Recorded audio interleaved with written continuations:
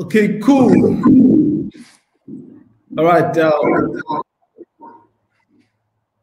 Good afternoon, ladies and gentlemen. Welcome to the last session of the Pattern Brands Dialogues Youth Edition, and I am Pat Mahlangu.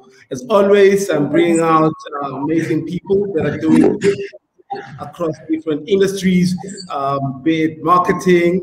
Predominantly, that's what we focused on in the beginning, but now we're broadening up the scope. We're bringing more people in the game.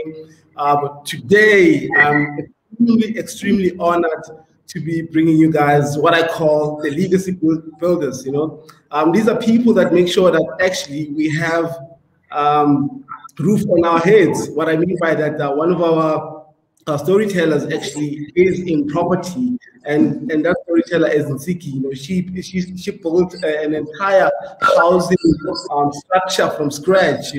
Talk about building a legacy that would outlive her. Then we also have the jean maker. Who doesn't know Tshepo, the jean maker? It's a brand that we've all now come to love, and it's growing leaps and bounds. And we have my homeboy, Mfiso Matlou, a farmer. Interesting story about Mfiso and I is that we go way back.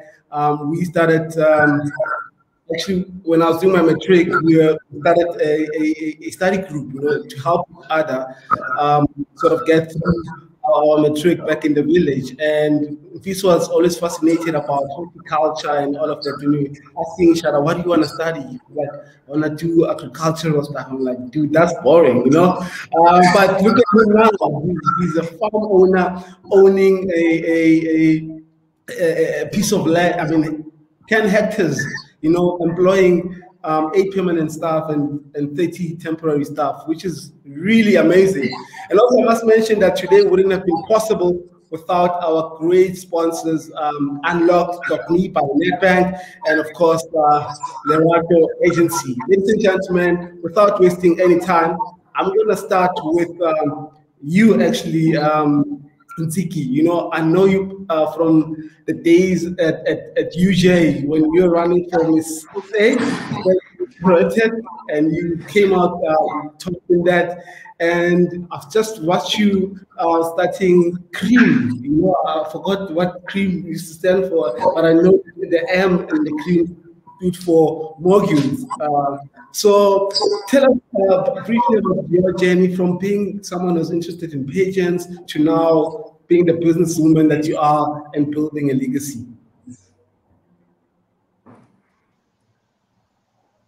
Cool, thank you, Pat. So I started Cream back in varsity.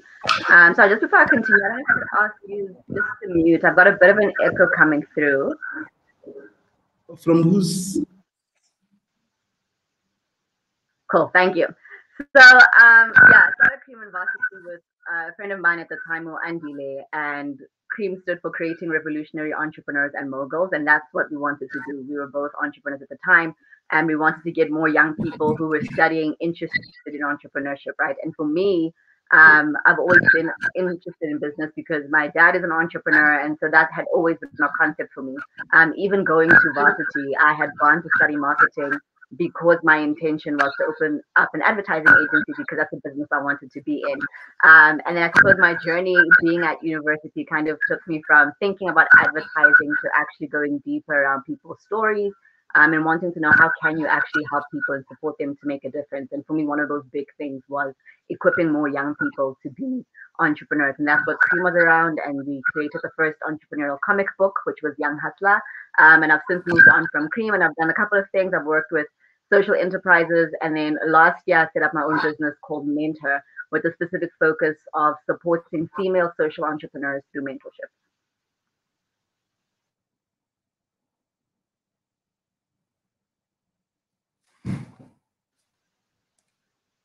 Sorry, Pat, I think you're still muted. Pat, you're still muted a bit. Thanks.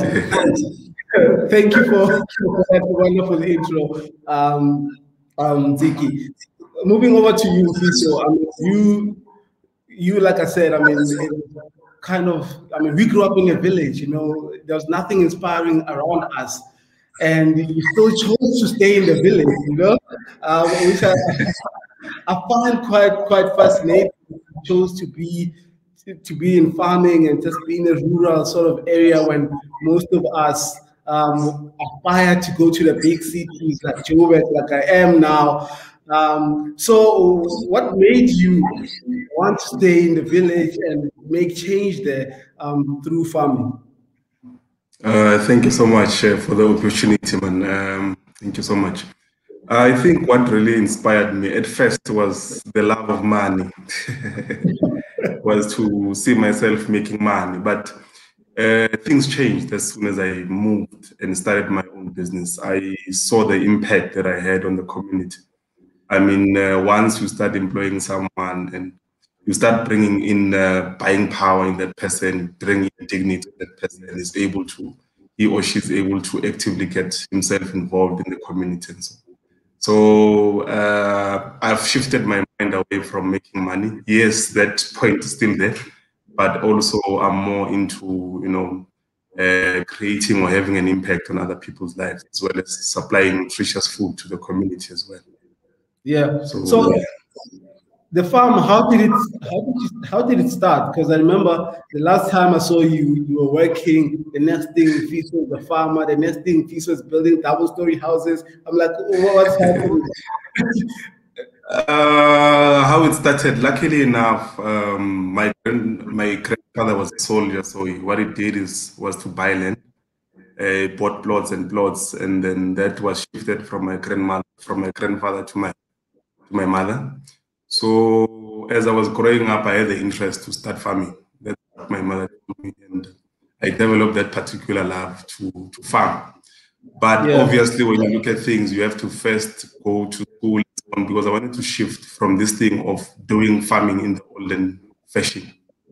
So my interest was to also bring a bit of more advanced techniques. So I had to go to school. I went to TUT, acquired my diploma, and then went back, acquired my BTech. It wasn't easy. And now that you've acquired most of the stuff, then you have to go and work because you don't have capital. So I had to go, started working, and then I worked for for a very great company called Buhle Farmers Academy, where we were training young farmers on how to farm and how to establish a very good business model, especially in the agricultural side. So after that particular experience that I gained, I was confident enough to come back home. I had luckily generated enough capital, and that's where I actually started. Fantastic, man. Your story is truly inspirational. So now moving over to Tshepo, the jean maker. You know, a lot of times when young people are starting up brands, particularly clothing brands, we are tempted to use French names, European names. Here is Tshepo saying, I'm going to call my clothing brand or my legacy Tshepo. You know, Tshepo, would you please take us through the thinking when you establishing Tshepo Jeans and just the name on its own? I'm pretty sure you got a lot of criticism saying who would want to buy a jean with the label Tshepo when there's other brands. Thank you so much, Pat, for inviting me to this platform. And so lovely to hear all the guys speak today. Like the stories are so inspiring. I think for me, like the biggest thing is I grew up in Tsakane, and all I wanted, like what you said, mabuye kasi or buye makaya. All you want is like to get away and go to the big city and conquer. My dream was to just be on TV or meet DJ Smooth and be famous, and then I'm gonna be rich. But probably didn't work out that way. But I still met DJ Smooth, so I'm proud. I think for me, like when I named my brand Tshepo, it actually came from. I had a chat with my grandmother before when I was in varsity, and she said to me, the biggest gift you can ever leave your kid is leaving a legacy for your grandkids. And I was like, yo, I'm not Nixon. Now you're telling me about my grandkids. Like, what kind of talk is that? And I think more and more as I started to think about it, and as I started to build a brand for myself, or as I started to become an entrepreneur and thinking about like my everyday life and how affected by what I do and what I want to leave if should I die, you know. And then I realized, like, you know, I come from a legacy of nothing was ever handed to us. You know, you start off a business, and unlike Mfiso, when he started the business, his granddad has already arranged a piece of land, so it was kind of easier to move into that space. So I came from a space where there was nothing left, there was nothing given. So everything was, you have to chase for yourself. And I said to myself, you know, what I'm going to do is build a great name. And whether my kids or my kids' kids never work for the business, but when they use my name, they can enter spaces that nobody could. And that's what and that's how my name. Yeah. Great. So I also want to take a sort of a step back in your journey as you're starting out Tshepo Jeans. You know, a lot of times when we start out a business, you have an idea, but when it comes to actually sort of executing on that idea, it becomes tricky. But then again, you have people that sort of see your vision and actually want to sort of support you. Do you remember the first customer outside of your friends? Because in most cases when you start with the people closest to your circle, buying into you. Who was that customer outside of the second and gave you? I remember at least like 5 customers. One of my first customer bought a pair of jeans from my previous brand that I worked with, and he's been following my journey from the beginning, you know. So he was one of my first customers. There's a guy every year in Jan, first week of Jan, he calls me. His name is what's his name? Forgot his name, but it's gonna come. And every year since I started, every year in Jan, he comes and buys jeans. Like whatever I have in stock, he buys. He's gonna spend 10 grand, he's gonna spend 20K depending. And I've had those customers who've been just, you know, return clients from day one, and they are customers today. And I think for me, I'm growing and building the business and building the brand is not selling to 1,000 people, but building the people that will constantly come back to building the community. So you know, you give back into the community, buying power, and then they come back. They create this change, and luckily with the business that I've grown is we're in a space where we just sell to 100 people. It's the same people, you know, which when you get something, you sold out within 100 hours or whatever. So it's really, we created a sustainable business around our community and around customers who like what we do. And I think the greatest thing about having that is we found people that will discriminate us or come to the corner and give me a call and say, that jean wasn't right, the stitching wasn't okay, can you fix this, can you fix this? And they give you a chance until you grow to a point where there's no more complaints. And that's a great thing that we had from moving from, you know, just on the streets to being in a smaller space and to building a business. So now turning into a corporate is just having that community around us that keeps on reminding us, say, hey, you're not moving into the direction that you promised us that you're going to move. Where are you taking us? So it's always those people who kept us growing, and they're going to take us to the world. Amazing, man. Question, because I think I went that side. No. It really does. You know, like you said, you do come across those customers that actually see the big picture and want to support you every step of the way. And also feedback is important. You know, when you're starting out, especially, you know, because that's the only way you can grow. That's when you get some feedback. Ntsiki, I just want to now move over to you. You've started these brands. You wrote a book. Where do you take this? Where do you get this entrepreneurship spirit that you have? That self-starter, you know, is it something that runs in the family, maybe, or where do you get that? I don't know that I'd say it runs in the family, but I do think the ability to be a self-starter is like an innate gift. It's like an innate talent. And I think some people just kind of have it within them. And you can see it, you know, even when you get people to work on a project, or when I look at people at workshops that I do with entrepreneurs and stuff, they're all in the room as entrepreneurs, but there's those entrepreneurs that if you give them the opportunity, they'll grab it with both hands and run. and there's other people who kind of want you to hold their hand and walk them through. As a coach, I do think that, you know, being a go-getter is a skill that you can cultivate. You know, there's tools that you can kind of put in place that can support you to get going on stuff. But I think it's innately in you or it's not. And for me, I just happen to be that person who is super curious about stuff, that if I have an idea, I'm intent on executing. I'm like, okay, I'm thinking about this. Let's see if it can be done. But also, I think if there's a need that I see, you know, the desire to respond to that and kind of having people then respond to how I'm responding creates a network of energy that you're kind of like, okay, we can all feed on each other and kind of get this particular thing going because there's a desire to move through that particular space. And also, I really do believe that no one's coming to help you. No one's coming to save you. If you want to see yourself somewhere, you need to kind of just do it yourself, right? And I've always been obsessed with this idea of how do I get there? And because I want to figure out how to get there, I do things that help me get there. Even if I'm failing, even if it's not working out how I intended, I believe that if you take the first step, at least you're learning something. And that will dictate whether you should continue that direction or shift and do something else versus kind of sitting around and never actually knowing if things could have worked out. Sure, interesting. So, Mfiso, you are in a space where the black farmer, you know, you are black, and we all know that farming is actually predominantly white and an Afrikaans owned or run industry.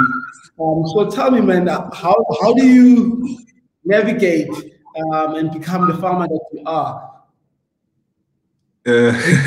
No, also, secondly, have you built strong allies with the other farmers in surrounding areas so that you can also grow? Yeah. No, thanks. You know, when you take your product, let's say you take it to the fresh produce market. When they buy it, if it's cabbage, it's cabbage. It cannot dictate whether it's coming from a black farmer or a white farmer and so on. So what people are interested in, they are mostly interested in buying good quality stuff. So it might be a white-dominated industry, but if you really want to prolong yourself and sustain yourself in that particular industry, you first need to focus on quality. And also, for you to make more money, farming is a numbers game. So you need to also increase your scale of production as well. So regarding the relationship that we're having with nearby farmers, it's quite good, I won't lie to you. Although you understand that a lot of farms here have still been neglected. So because of our uprise and so on, we've tried to make it a little bit more popular. So a lot of people are now coming back from Gauteng and all of those areas. They give you a call, or Remuna, how did you do it? And so on. I'd like to start. And that's where we sit down with them. We show them, if you want to farm, this is what you want to do. This is what you have to do. 1, 2, 3, 1, 2, 3. Then, But yeah, so far, so good. Interesting, man. So talking about partnerships and building allies, Tshepo, you have quite a strong partnership with Devil's Peak. You know, do you mind sort of sharing us some details around that partnerships and how it came into being? I think for us, it's more about friendship above everything else. You know, the guys who own Devil's Peak was one of our few customers who've been buying jeans from us. And, you know, every time when you're having conversation with different people, you understand what they do, where they come from. And that's who I am in my business. Whoever buys from me, I'd love to know, how did you know about us and what do you do? And it just started from there. And it went on like, hey, dude, I have a space. I would like to create an experience in my shop. How about you bring a product, give me a bar, and when people come into our space, they can taste your brand. And that's how the relationship happened, you know, more of an organic relationship as opposed to a partnership that we wanted to monetize. It was like, I'm in a space where I'm growing an African world-class energy brand, and you are also in the same lane. How about we work together on this journey? You know, sometimes a big company would come to us and say, hey, come jump on an ad. We want you to do 1, 2, 3, 4, 5. And I'm like, you know what? Is it really worth it? Are you guys going to work the 20 with me for a long time, or are you in for the hype? Are you in for making money for that week or whatever? And for me, like, partnerships are much more important than just instant gratification or making money now, but it's like, how can we walk the journey for the next 20 years? How do we walk the journey for 30 years? This is my life. It's a legacy. And when you're working in a legacy space, type of decisions that you make are not money driven, but they're all about this part of my next. Is this part of my journey? Will this be something that I would like to hand over to somebody who takes over from me? Okay, so that's what all my relationships and partnerships that I've had over the past couple of years. Fantastic, man. Actually, I've visited your store in Hyde Park. I saw there were Devil's Peak bottles also as part of the artifacts. It was truly beautiful. Ntsiki, what's your take on partnerships, especially when you speak to other entrepreneurs? Do you think it's something that they value along? Because also there's this thing that most of us, particularly Black entrepreneurs, when you're starting out, you want to own 100% of whatever you're establishing, and even if it's worth nothing at the time, you just want to hold on to the 100% that you have. What's your take on partnerships, and particularly in business? Sure. So I think partnerships are important, and I like to look at partnerships in two levels. So there's partnerships when you're starting and partnerships where you are growing.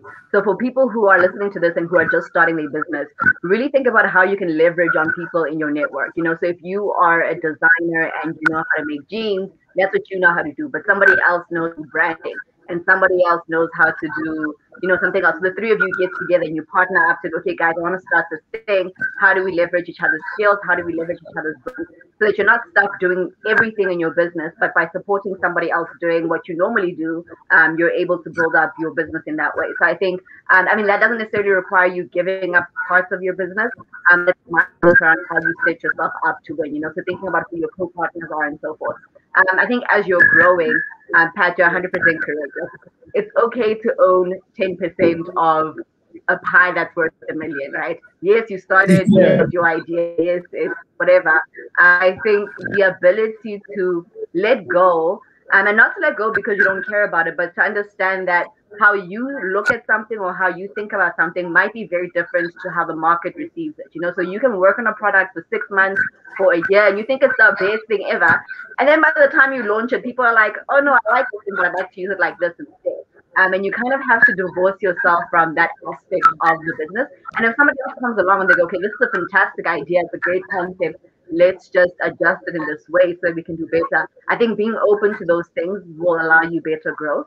And then also being mindful about who you bring on board. So I'm not one to have partners, especially people who can bring in money just for the sake of, because you need money. You need to be very mindful about the quality of person, right?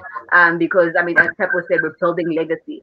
So you don't want people to come in who are going to completely divert the intention of the legacy or the intention of the product. And I see that a lot as a social entrepreneur, that at the end of the day, our businesses' impact is most important, and how we support other businesses, what we look for is impact. So for people who come in and are only interested in profit maximization, as much as we might need the money, it's a no for us because it's not aligned with the mandate of the business. So I just advise people to be mindful of that. Think about, what are you trying to build? Where are you wanting to go? And be clear if you can get there by yourself, and be okay if it's going to take you a little bit longer. So if you know you can get there in 2 years versus 2 months without the funding, that's okay. Have the patience for it. But if there are people who come on board who have good alignment and who are authentic that you can trust, definitely 10% of $1 million or 10 million is better than 100% of nothing. Sure, that's very profound. Mfiso, do you have any partners in your business, or do you do partnership as you grow this legacy that you're building? I'm very sentimental about this business. I believe in, but in terms of partnership, I've partnered with my sister. My brother has also recently joined in, but any external partners, I'm trying to keep it as a family business. But on the bigger picture, we'll be open up for partnership, especially when you're looking at, value adding in terms of products like processing and other stuff. That is where we can now look into partnership. But primary production, With the very little profit that we're getting, I think we are. Okay.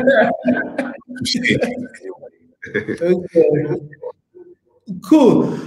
So another thing that I want us to really touch on is storytelling. You know, as we build our businesses, as we're building these legacies, I think storytelling has become a huge thing. And as I've been to your store, actually, I've been to Victoria Yards and I've been to the one in Hyde Park, and it's just the story, man, is what sort of captivates you when you're in store. When did you realize that actually you don't have to be this big brand to start telling your story and owning it, most importantly? Sure. I think for me, like it came as a natural progression. I come from a generation of storytellers. My granny is a storyteller. My mom is a storyteller. And when I wanted to go into business, I wanted to go into the storytelling business, which is filmmaking and TV producing. So naturally, storytelling has always been part of my life. And any opportunity that I would find to tell a story, I'd use it. So for me, I use the medium of denim to tell stories, be it as a story of our constitution, which we're currently doing now with Constitution Hill, just highlighting and putting more praise onto the most beautiful constitution that Africa has ever seen, which is our constitution, and our preamble, which is a vision of our country, I think, or a prayer of our country, I think it is. And for me, like I've always seen that, you know, when you can, I think I'm not the most talented person in the world. And when I realized that I'm not the most talented person in the world, I wanted to touch people's hearts, and for you to reach as many people, touch their heart. And if you tell somebody a story, you have an opportunity to touch their heart, and it eventually goes into their pockets. And you know, one of my friends who says this, I think it's our mutual friends, Utebe, who always says, you know, a brand is a story well told, and consistently that's what we're trying to do, is to solidify our symbol, what does Tshepo mean, and eventually in 10 years time, 50 years time, however long it may take, when somebody says Tshepo, they will think of quality, they will think of African world class, they will think about passion, and that's what we're constantly reminding people. When you walk into a Hyde Park store, you're like, oh my God, there's world class. You know what I mean? So for us, it's constantly just putting that mark and putting that stamp and positioning ourselves consistently in that storytelling space. But I feel like that's the only thing that I have. At the end of the day, if you can strip out anything, my name is the only thing that I have. And what kind of story do I want to be known for? What kind of impact do I want to give, have within the community? So storytelling is such a big part of any brand. It's such a big part of a journey of building a legacy journey. What kind of story do you want to pass down? And that's where I am, and I'm glad to be this person. Great, man. So what inspired the cities? I mean, if you go to the Hyde Park store, you see like Joburg, you know, and all the other Amsterdam and all of that. What story are you trying to tell with that? So basically, our story is more about sustainability, and sustainability for us is inside out. You know, it's people before products. For instance, in Victoria, everybody, 60% of the staff actually now that works in Victoria, the people who are in the community. So we had to upskill them. So in 2018, I went to Amsterdam, went to do a master course on how to make denim. I realized it was one of the best courses that I've ever done in my life. Called the founder of the school and the master tailor to come down to SA and teach my tailors the same thing that I learned in Amsterdam. And that's the relationship that we have with Amsterdam. It's also a melting pot of denim of the world. So that's where all the big brands get to meet, all the who's and who's of the denim industry get to meet, from an agriculture guy to a manufacturer to a dyer, to a specialist in whatever space that eventually makes up a pair of jeans. And those are the relationships that we have. Get our denims, get some of our cotton from Zimbabwe. So in the denim world, when you think of Zimbabwe, it is one of the best. It provides one of the best cottons in the world because it's organic. it's hand produced, so there's not a lot of machinery involved. So the quality of the threads are quite great compared to everything else in the world. And it's, like I said, it's not only depends on the rain, so there's not much pesticides involved and all of that. For that gives you much more quality. Sent to Japan, the guys in Japan, they produce the fabrics for us, sent back to Victoria, and that's where we manufacture. Our relationship with Mauritius is we do some of our ready-to-wear stuff in Mauritius, and it is in SADC, and they procure their cottons and seeds from the continent, and that's what we do. Is like at the end of the day, our pair of jeans has to at least be 75% containing African origins, and that's what we're trying to do. And maybe in the next 10 years, we'll be owning the whole value chain, and that's where the plan is, and having impact within different communities from seed to fashion. Sure. Amazing, man. That's a beautiful story. I can only imagine the jobs created, the impact that you're having. Unbelievable. Yeah. You know, very inspiring. Ntsiki, you also an author. You also decided that, look, my story also needs to be somewhere in the book. Do you want to sort of take us through the thinking? Because most people actually want to write books when they're like 40 plus, when they've been there, done that, and got their T-shirt. You wrote a book in your 20s. How was that process? Hello, Ntsiki. So writing a book was an interesting journey. Yes, I think there's just a bit of a delay. But yeah, writing a book was an interesting journey, you know. So initially, the book that I ended up writing is my Hall of Mentors, but that started out as lessons that I was writing for myself. I started writing the book during the year that I was Miss SA Second Princess. And one of the benefits of just that experience was the exposure to a number of different executives who were sponsors. And I think, at 21, 22, 23, I mean, I would never have dinner with the CEO of South Sea or the CEO of Sun International, but that was the position we were in. And as a result, we were having really great conversations, but I was like, I don't really need this information right now. So I was writing notes to myself and thinking, okay, I don't want to forget, this is a really good lesson, just, keep it in mind. And then, because I've always been an entrepreneur and I'd always been working on projects behind the scenes, a lot of things kind of fell into place the year after that. And there was kind of this energy that I kept on getting messages on social media with young girls asking, hey, how do you become successful?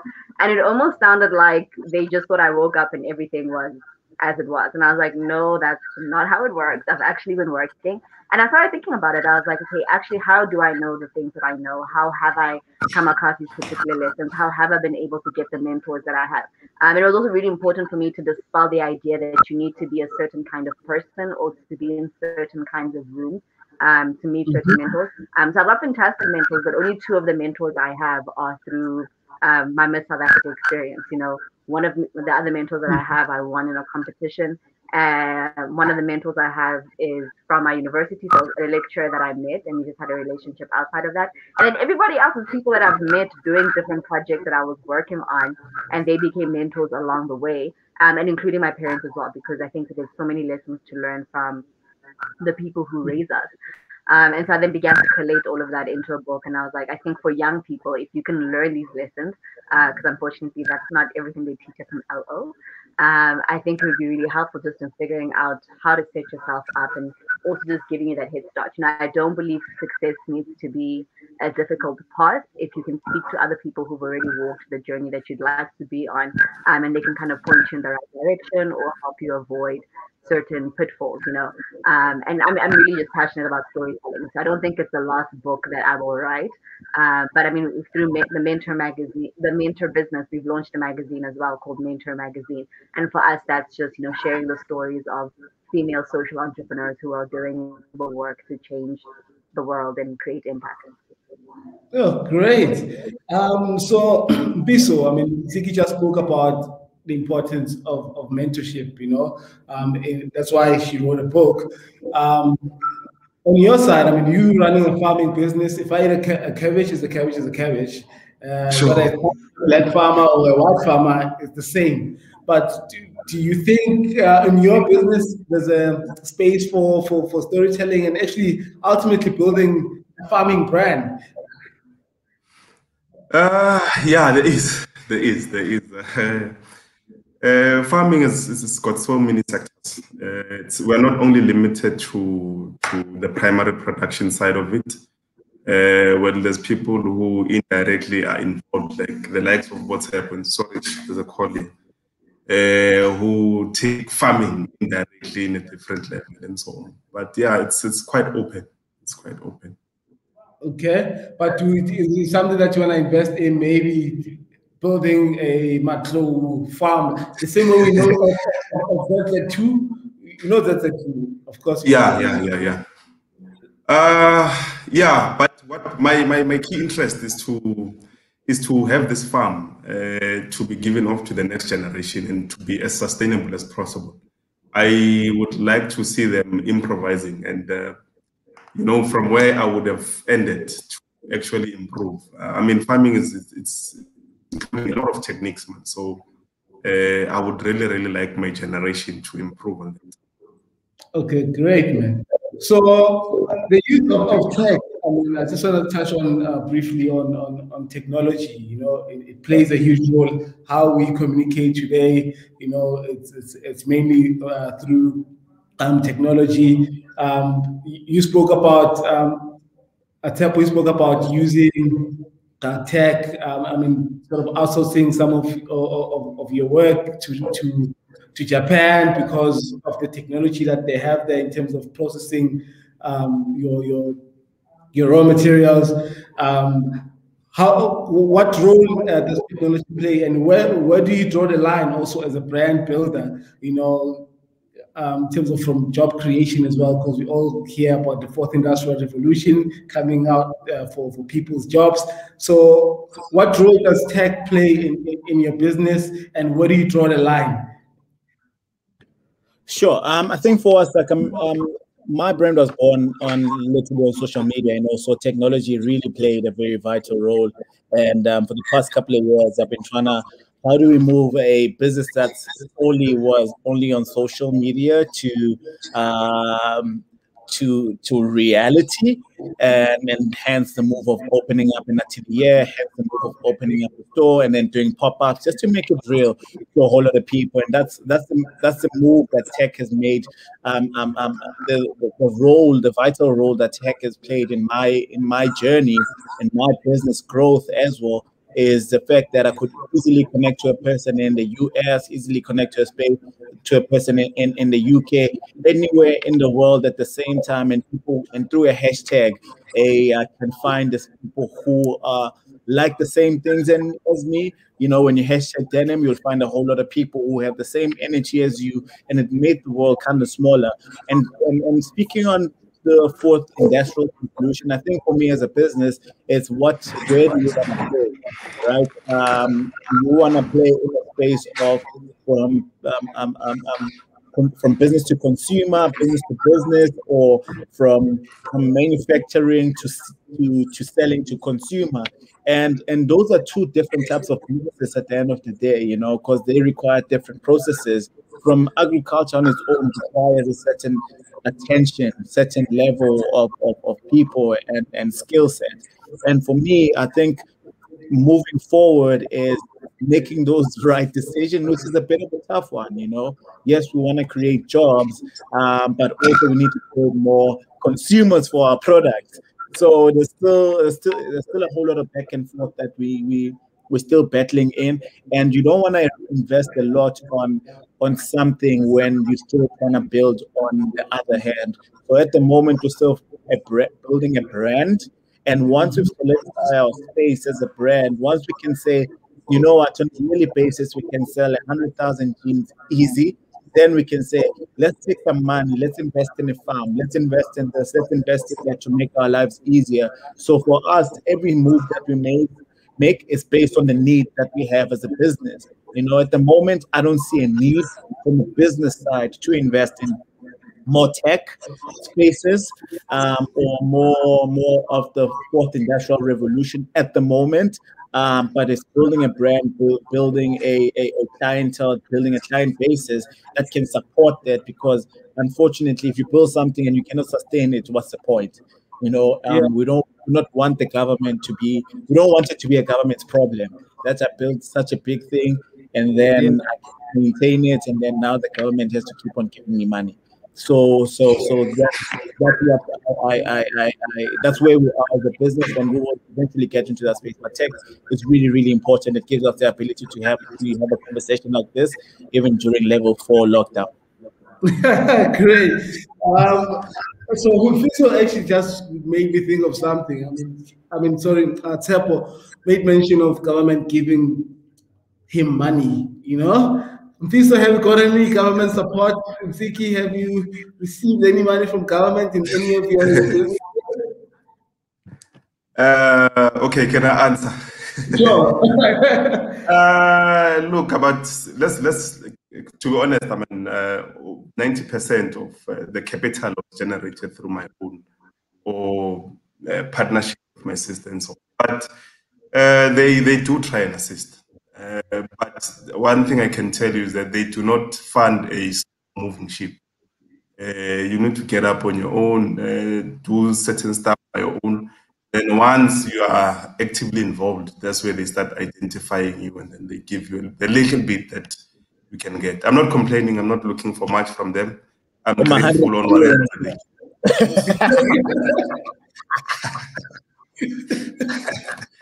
But yeah, they do contribute. They contribute. Yeah. Okay, Ntsiki, on your side. Correct on that. No, I haven't received any government funding or support. And one of the things that we focus on with our business as Mentor is idea stage and early seed stage entrepreneurs, because it's not just a government thing, but I think it's across the entrepreneurial ecosystem in general, that at the early stage, when you just have an idea, when you've just started, there just isn't a lot of support, whether it's funding support, whether it's mentorship support, whether it's coaching support. People kind of want to see a proof of concept and kind of see that you've done the work before they want to support you. And I think that makes it very challenging to create a sustainable pipeline of entrepreneurs that are coming into the market continuously, that we can kind of, create our own startup nations and Silicon Valleys and so forth. So that's one of the things that we love to address. But from a funding perspective from government, that's not something we have been fortunate to receive yet. Yeah. Okay. And it's unfortunate. It's unfortunate that when a lot of people would be calling you and say, "Where did you receive funding?" And when you tell them that I haven't received any funding, they think like you're lying. But they at least, man, they need to start doing something. When you ask that particular person, have you registered a business? Have you been actively involved or so on? No, they still haven't started something. So I think the best for now is that anyone who wants to start a business, start with whatever that you have, then take it from there. But so this is an open question, really. If there was one thing that the government could do right for young people, especially those that want to build legacies like ourselves, what is it? Money. They need to give us money. Yeah, they need to support us financially. That's my take. But before they give you money, it needs to be, you need to justify how much money do you need and what impact are you going to create in terms of the community and so forth. But for us to grow, we really, if we have already started, at least let them give you something that can assist in terms of labor efficiency and so on, that's basically money for me. Yeah. So Tshepo? Oh, okay, Ntsiki can go first. Ntsiki? So I will say, definitely, I think entrepreneurial education. So as young as grade 8, grade 9, grade 10, I think young people need to know about entrepreneurship. And from my perspective, I think, just so everybody in matric, grade 11, like 1,000 rand, 100 rand, get them to start a business, but in a space where it's okay to fail. And I think people need to be taught the comfort of failing, where there aren't too higher consequences. And I think if we can start building up that attitude and that culture from as early as, lower grade, high school, we can produce more entrepreneurs by the time they get to university. And maybe even have people decide, actually, I don't want to go to university. I want to go study this particular technical skill, and then go ahead and start my business. Profound. Tshepo?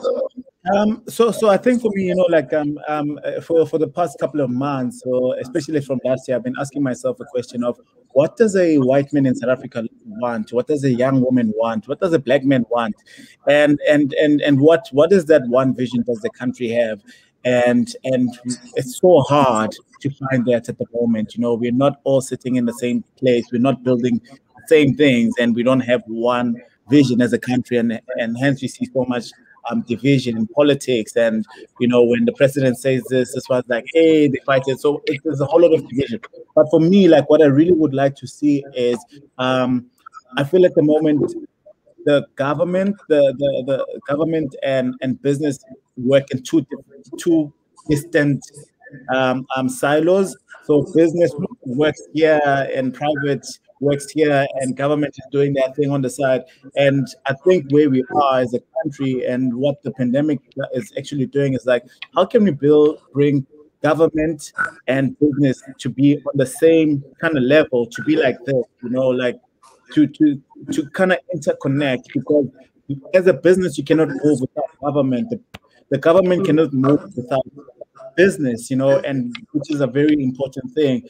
So if the government can be willing to move closer to business and start thinking around the impact of every decision that they make, you know, that's going to change a whole lot of things in business. And unfortunately, the biggest employers in the country are small businesses. The biggest employers are private sector, and government needs to step on and come on board and make the playing ground much more cleaner or fair, and give more opportunities to a whole lot more people who are deserving.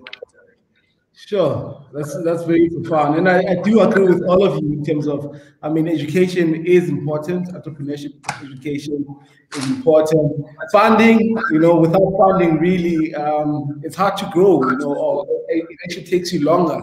You know, but if you get someone to give you that boost, you know, that 100K, you can cover a huge gap with it, you know, in your business. And again, like you say, government cannot exist on its own. Business cannot thrive if government is not helping it to, or creating an environment for it to flourish. So it really goes hand in hand. And I do wish that somehow government can sort of help in terms of, you know, bringing that gap closer, or minimizing that gap. So you are legacy builders, future moguls, if not yet moguls. How would you like to be remembered? You know, yes, we spoke about building a legacy, and obviously a legacy is something that will outlive the person that sort of created it. But when we mention the name Ntsiki Mkhize, you know, even though she's no longer here, how would you like to be remembered? I would like to be remembered as a pioneer and a person who took action for difference. I really do believe that yes, we got freedom, but the baton that was passed on to our generation was the baton for action. And I'd like to be remembered as somebody who inspired a generation to take action and supported people to take action, and really pioneered the change and the difference that we want to see across the African continent and in the world that we'd like to be part of. Sure. Great, a pioneer. That's what Ntsiki would like to be remembered as. Mfiso, when we hear the name, me. Mfiso Matlou. Me is very simple, Mchana. When you put food on the table, you think of me. Yeah, so yeah.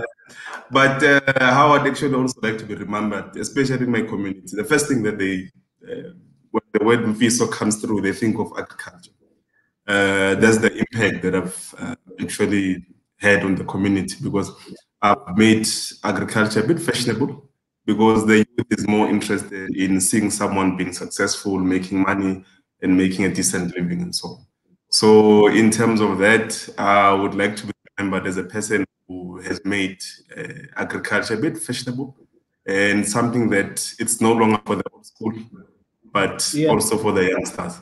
And before we move, Mr. Tshepo, I'm on my fashion sense is very, very much updated. If you can have a shirt like this,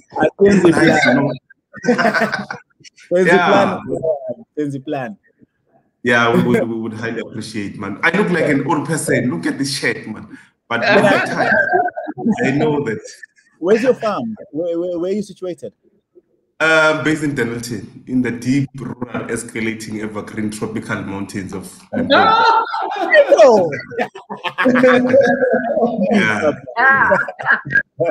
no, I'm based there. Okay, that's dope. That's dope. No, but I would highly appreciate Minera. I would be the first person to buy, man. We need to make this thing look professional. Why easy? Yes. Done. Sure. Tshepo, when you hear the name Tshepo, should we add the suffix jean maker? Or what do you want to see? And the ekasi mawinga kara, but you posa. You know, and that's that's what I've aspired to be. You know, I pause, and what does that mean in today's language? In our lingo, it means like a mason. It means a visionary. It means somebody who, from something to nothing. It means a zero to hero. It means a conqueror, and that's how I wanted to be remembered. Somebody who touched people's hearts and changed people's lives, and that's what I do, and that's what I strive for on a daily basis. Fantastic. I only asked for 45 minutes of your time, and now I see we over 50 minutes. And really, this conversation just keeps on flowing and getting better. Invoice is coming, Chief. Yeah? The invoice is coming.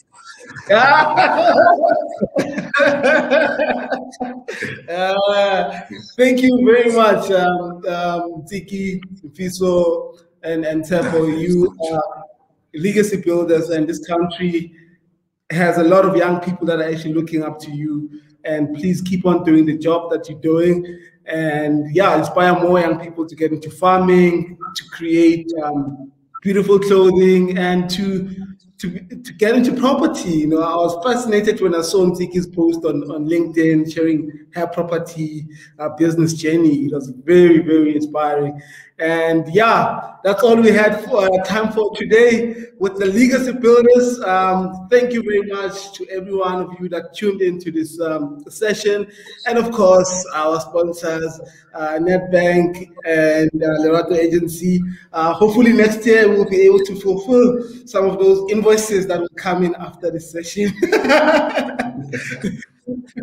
Thank you. Thank you. Thank you so much. Cheers. Bye. Shop.